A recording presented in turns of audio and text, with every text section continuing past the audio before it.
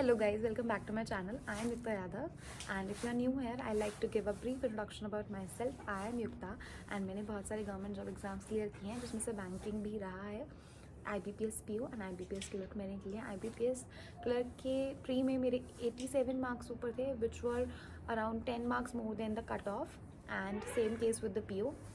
मेरे cut off से 12 marks ऊपर थे एंड दोनों के मेंस भी मैंने बहुत ही अच्छे मार्क्स से क्लियर किया है. मैं आपको अपनी स्ट्रैटेजी बताना चाहूँगी एंड जो मैंने पहले प्रिपेयर किया था, जो मैंने जो गलतियाँ की थी और जो आप भी करते होंगे बिकॉज वो मोस्ट ऑफ द एस्पिरेंट्स कर रहे होते हैं, और जो मैंने अब दिए हैं और अब मेरे पेपर क्लियर हो गए हैं सारे, तो मैं आपको बताना चाहूँगी दोनों में क्या डिफरेंस रहा है और मैंने क्या चेंज किया अपने अप्रोच में जिससे कि आप प्री प्लस मेंस दोनों की कंबाइंड प्रिपरेशन कर सकें. बिकॉज मेरे साथ क्या होता था, मैं प्री में ही लगी रहती थी और मेंस तक मैं ज़्यादा जाती ही नहीं थी, तो मेरी उसकी प्रिपरेशन होती ही नहीं थी. मैंने आपको समझाने के लिए अच्छे से नोट्स बना रखे हैं section wise and we'll go through it one by one. And आज मैं बाहर बैठ के वीडियो बना रही हूँ. आप पीछे देख सकते हैं, मेरे पीछे पहाड़ों का व्यू है because I am in Himachal. And strategy share करने से पहले मैं आपको कुछ पॉइंटर्स बताना चाहूँगी बिकॉज बैंकिंग एग्जाम का 2024 का कैलेंडर आ चुका है एंड अगस्त से एग्ज़ाम शुरू हैं. तो you have good 8 months. 8 months एक प्रिपरेशन करने के लिए सफिशिएंट है. आप बैंकिंग एग्जाम की प्रिपरेशन 8 मंथ्स में कर सकते हैं. कुछ लोगों को बहुत ज़्यादा टाइम लग जाता है, 2-3 साल भी लग जाते हैं बिकॉज उनके पास राइट स्ट्रैटेजी नहीं होती है. एंड मैंने जो गलतियाँ की हैं मैं आपको बता रही हूँ ताकि आप ना करें एंड वो 8 मंथ्स में ही आप क्लियर कर लें. एंड अगर कुछ लोगों का भी ऐसा लग रहा है कि हम बहुत पीछे हैं बिकॉज लोग पहले से भी तैयारी कर रहे हैं, हमसे आगे ही होंगे, ऐसा कुछ नहीं होता है. अगर आप आज भी स्टार्ट नहीं करेंगे तो आप उनसे और पीछे होते चले जाएंगे. Today is the best time to start. ना आप आज ज़्यादा लेट हैं ना ज़्यादा पहले हैं, आप बिल्कुल करेक्ट टाइम पे हैं. एंड अगर आप इस वीडियो को देखने के बाद भी प्रोक्रेस्टिनेट करते हैं और स्टार्ट नहीं करते हैं देन आप लेट है बिकॉज कंपटीशन बहुत बढ़ रहा है. एंड अगर आप ऐसे ही टाइम वेस्ट करते रहेंगे तो नहीं हो पाएगा. You have to get serious and you have to know the reason behind why you want to clear this exam. और अगर आपका वाई क्लियर नहीं है और आप एक्सटर्नल मोटिवेशन की वजह से प्रिपरेशन स्टार्ट कर रहे हैं तो आपको बहुत प्रॉब्लम होगी बिकॉज इसकी प्रिपरेशन बहुत ज़्यादा एफर्ट डिमांड करती है, स्मार्ट वर्क डिमांड करती है. बैंकिंग एग्ज़ाम कोई छोटा मोटा एग्ज़ाम नहीं है जो कि आप थोड़ी सी प्रिपरेशन से क्लियर कर लें, और इतना टफ एग्ज़ाम भी नहीं है कि आप क्लियर ही नहीं कर सकते हैं.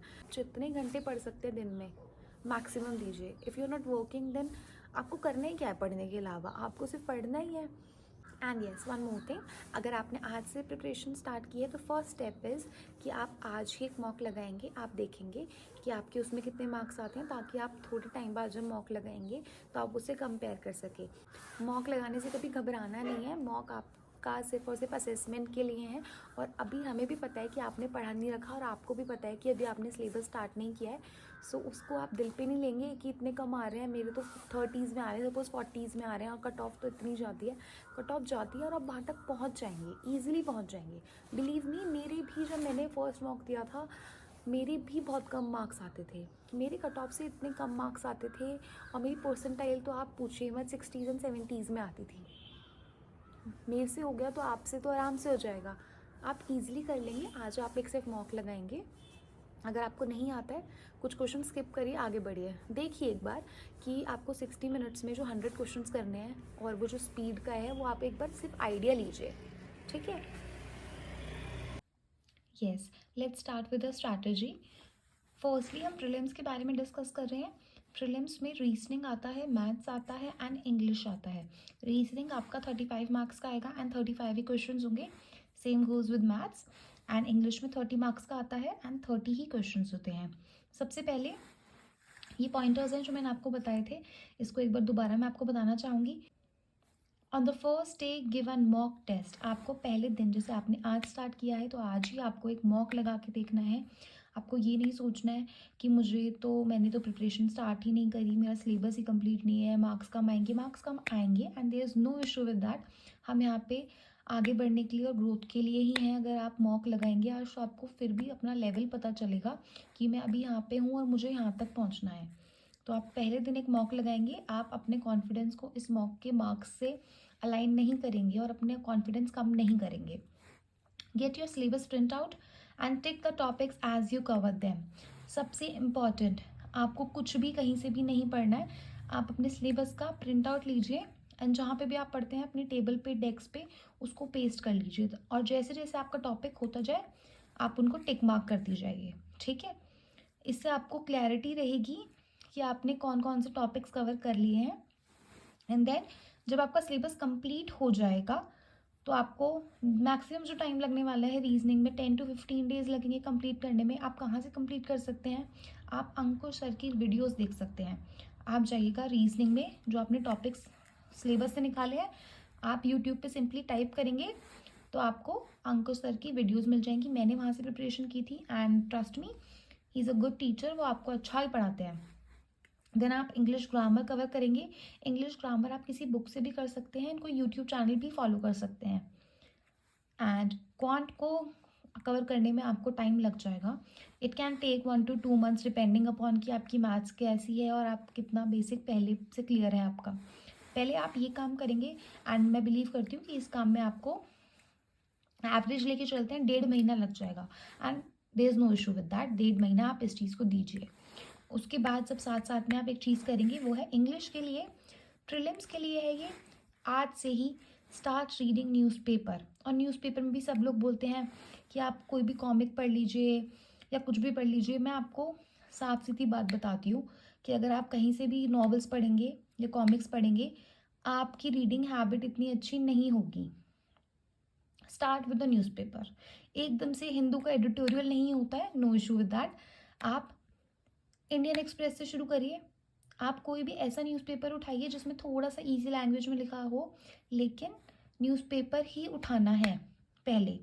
और अगर आपसे नहीं पढ़ा जाता, समझ नहीं आता, बिकॉज आई नो कि थोड़ा शुरू शुरू में मुझे भी समझ नहीं आता था, तो आप देख सकते हैं एडिटोरियल बाय विशाल परिहार। विशाल परिहार एक टीचर है, मैं यहाँ पे लिख देती हूँ, विशाल परिहार।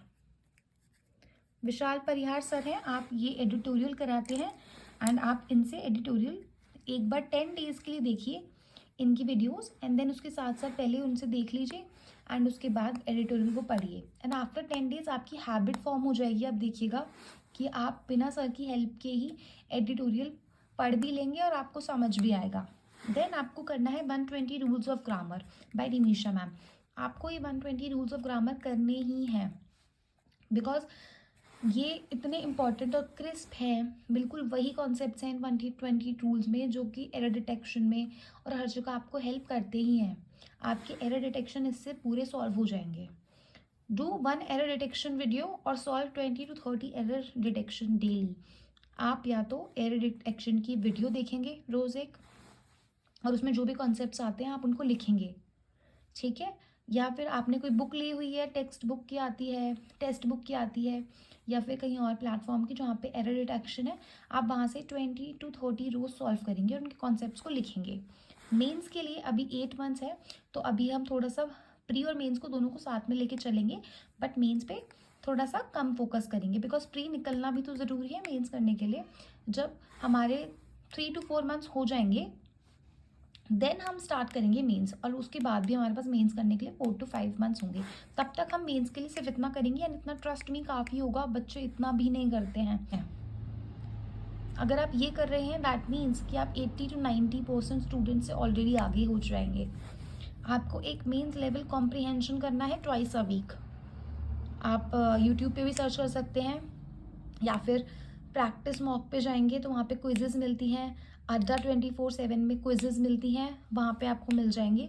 वहाँ से आप मेंस लेवल कॉम्प्रिहेंशन करेंगे solve. Do 1 mains mock in a week, do proper analysis. आप पूरे वीक में एक मॉक देंगे मेंस का, वो फुल मॉक तो आपको एक देना ही है। अगर आप चाहते हैं तो इंग्लिश के लिए आप स्पेशली एक सेक्शनल मेंस मॉक दे सकते हैं और उसका एनालिसिस करना है, जो भी कॉन्सेप्ट्स आते हैं उसे थोड़ा लिखना है, नोट्स बनाने हैं उसके अच्छे से।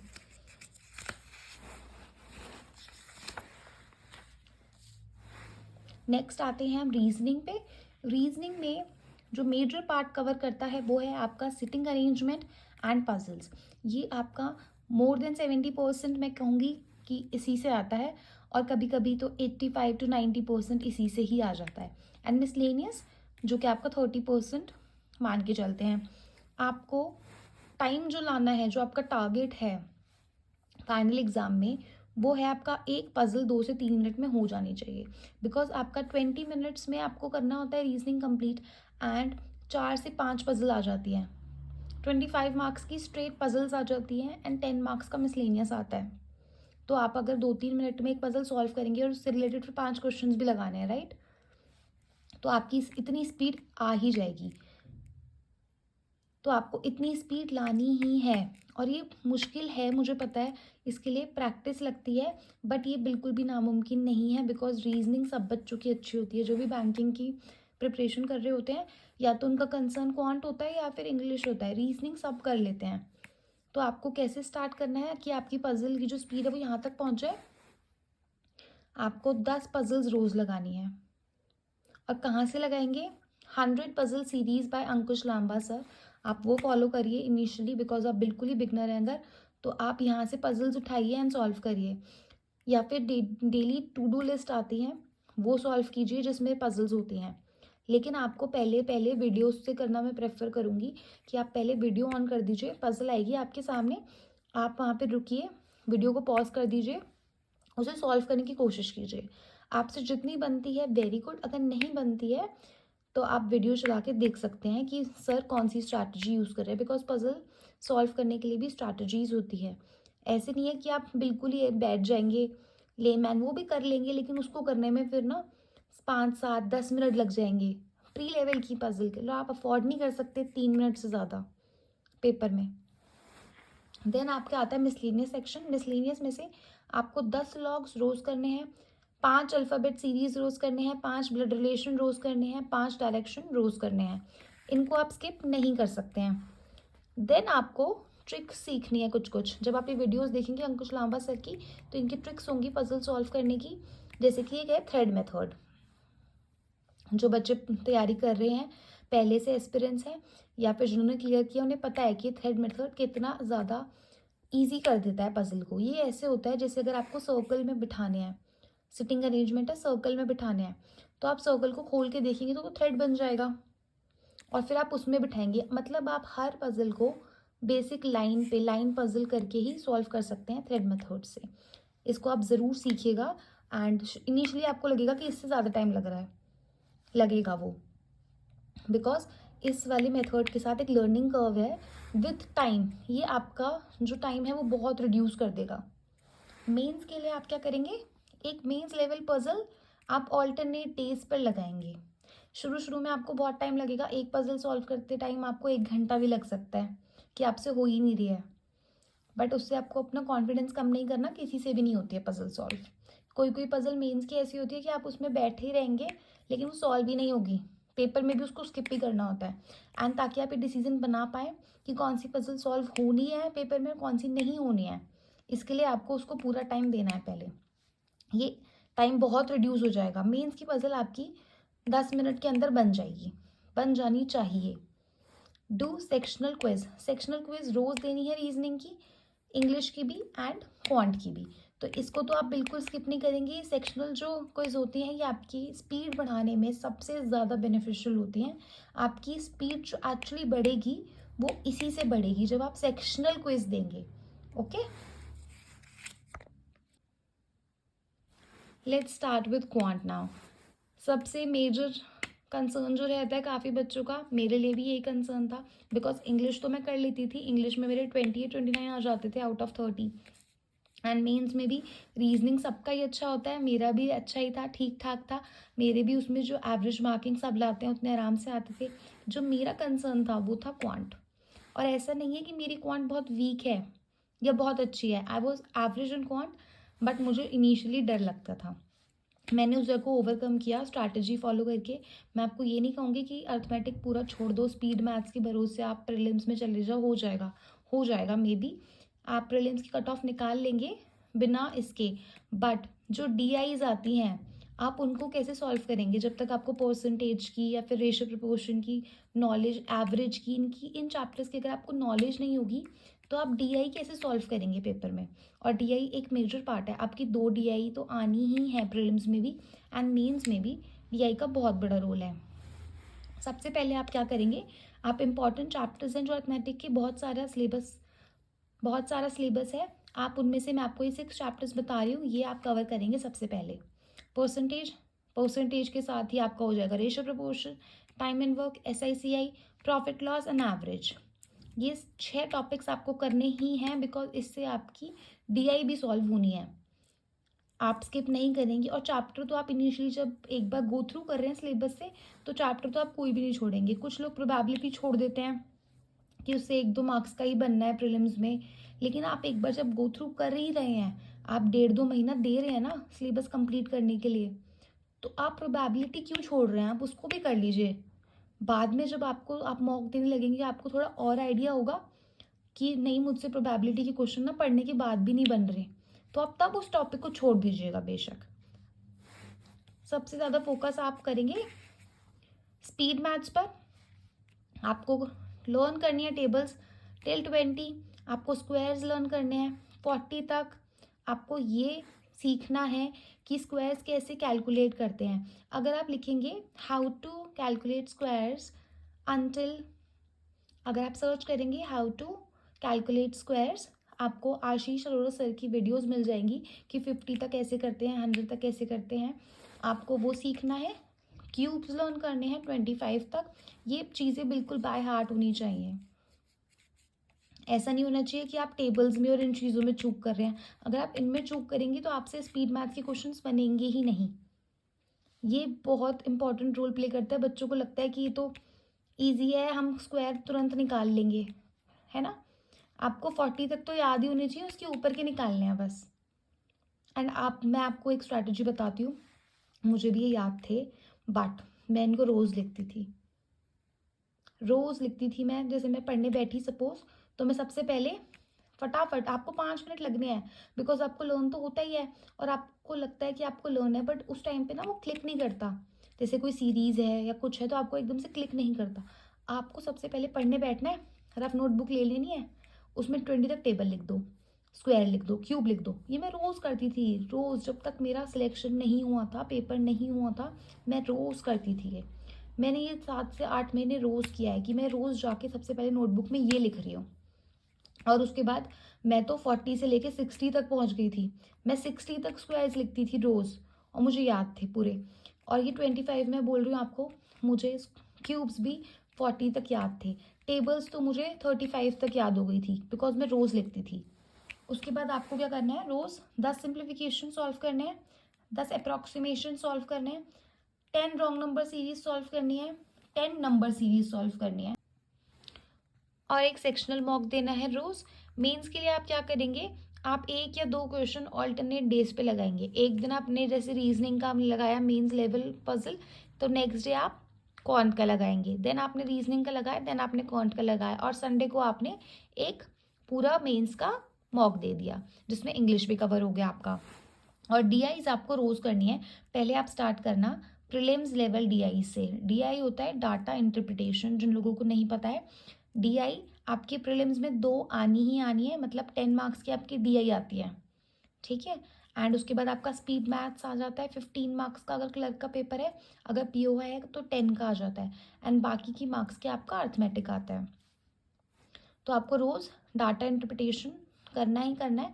आपको क्वेश्चंस इजीली मिल जाएंगे। आशीष अरोड़ा सर आपको चेकलिस्ट देते हैं उनके टेलीग्राम चैनल पर।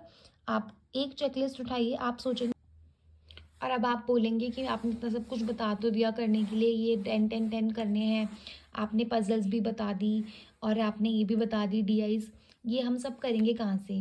पहली बात तो यूट्यूब पे इतना सारा कंटेंट है कि आप बस टॉपिक सर्च करो और वो वीडियोस आ जाएंगी। आपको वीडियोस नहीं देखनी तो आप क्वेश्चन देखो, पॉज करो, उस क्वेश्चन को सॉल्व करो, एंड देन उसका आंसर देख लो। अगर आपको ऐसे नहीं करना और आपको लगता है कि इससे मेरा ज़्यादा टाइम कंज्यूम होता है, आशीष अरोड़ा सर हैं, उनके टेलीग्राम पर रोज़ चेकलिस्ट मिलती हैं जिसमें ये सब होता है। आपको कहीं और जाने की ज़रूरत नहीं है, वन स्टॉप सोल्यूशन है ये। उसमें simplification, approximation, wrong number series, missing number series, DI सब होता है एक ही चेकलिस्ट में, एक ही जगह आपको मिल जाएगा। आप जाएँ प्रैक्टिस मॉक पे, डालें सिंप्लीफिकेशन की क्विज़ कर लें 10 क्वेश्चन की, वो वहीं से हो जाएगी। एंड अप्रॉक्सीमेशन आप टॉपिक डालिए बस, प्रैक्टिस मॉक पे सेक्शनल, एंड देन वहाँ से टॉप क्विज़ कर लीजिए, ठीक है। अड्डा 24/7 डेली क्विजेस देता है, वहाँ से कर सकते हैं आप। अंकुश लांबा सर भी टेलीग्राम पे पीडीएफ प्रोवाइड करते हैं, आप वहाँ से कर सकते हैं। एंड अगर आपका ये सारा कंटेंट पूरा हो जाए दिन में, जो कि इम्पॉसिबल है, कंटेंट की कोई कमी नहीं है, पूरा क्वेश्चंस पूरे होंगे ही नहीं, अगर फिर भी आपको लगता है और आप बोर हो गए हैं करते करते, तो आप सिंपली सर्च करिए गूगल पर कि सपोज आप कर रहे हैं पजल्स, तो आप लिख दीजिए सिटिंग अरेंजमेंट पजल्स। बहुत सारी वेबसाइट्स ने पजल्स डाली हुई हैं, आपको मिल जाएंगी, आप वो कर लीजिए। और अगर आपको एक स्टॉप सॉल्यूशन चाहिए कि आपको ये सब भी ना करना पड़े, तो गाइडली की सब्सक्रिप्शन ले सकते हैं, बड़े ही नॉमिनल रेट पे गाइडली सब्सक्रिप्शन देता है। तो उसमें सारी पीडीएफ्स होती हैं, English, reasoning and quant and GS भी वो कवर करते हैं। तो आप वहाँ से पीडीएफ डायरेक्टली उठा के भी प्रैक्टिस कर सकते हैं। एंड फॉर जीके सेक्शन जो आपका मेंस में आता है, आप उसकी थोड़ी थोड़ी प्रिपरेशन स्टार्ट कर दीजिए अभी से ही। आपको लेकिन पूरे वीक में उसको टाइम देने की ज़्यादा ज़रूरत नहीं है। ये नहीं है कि आप डेली वीडियोस देख रहे हैं, नोट्स बना रहे हैं, ट्रस्ट मी आप उन नोट्स को पढ़ेंगे भी नहीं और उनसे ज़्यादा फ़ायदा भी नहीं होता है। सबसे पहले अभी 8 मंथ्स हैं, लास्ट 6 मंथ्स पे हम ज़्यादा फोकस करते हैं, तो अभी के लिए आप क्या करिए कि वीकली वीडियोज़ करिए, स्टडी IQ की वीडियो उठा लीजिए एंड वहाँ से आप वीडियोज़ देख लीजिए। 4 वीडियोज़ आती हैं, 300 बेस्ट MCQs होते हैं उसमें, वो वीडियो देख लीजिए। क्लाउड्स अफेयर है, उसकी PDF आपको मिल जाएगी टेलीग्राम ग्रुप्स पर भी, या फिर आप इसकी सब्सक्रिप्शन भी ले सकते हैं। यहाँ से PDF से कर लिया वीकली एंड इसका प्रिंट आउट निकाल के रख सकते हैं, वहीं पे उस प्रिंट आउट पे ही नोट्स बना लेंगे आप उसके ऊपर, अगर आपको कुछ लिखना है। एंड पर्चन क्लासेस की वीडियोज़ होती हैं यूट्यूब पे फ्री ऑफ कॉस्ट, ये देख सकते हैं। लेकिन ये आपको वीक में एक बार करना है, वीकली करना है।